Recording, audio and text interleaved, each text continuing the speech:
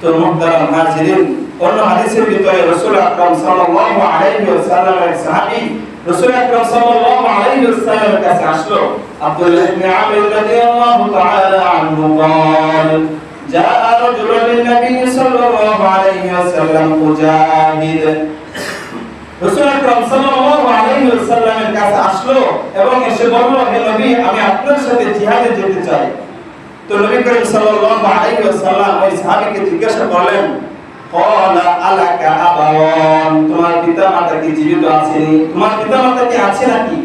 ক্বালা নাআম, সে বলল, হ্যাঁ, আমার পিতামাতা জীবিত আছে। তো নবী করিম সাল্লাল্লাহু আলাইহি ওয়াসাল্লাম বলেন, ক্বালা ফাফি বিমা ফাজাহিদ, তুমি তোমার পিতামাতার কাছে ফিরে যাও, পিতামাতার কাছে গিয়ে পিতামাতার খেদমত করো।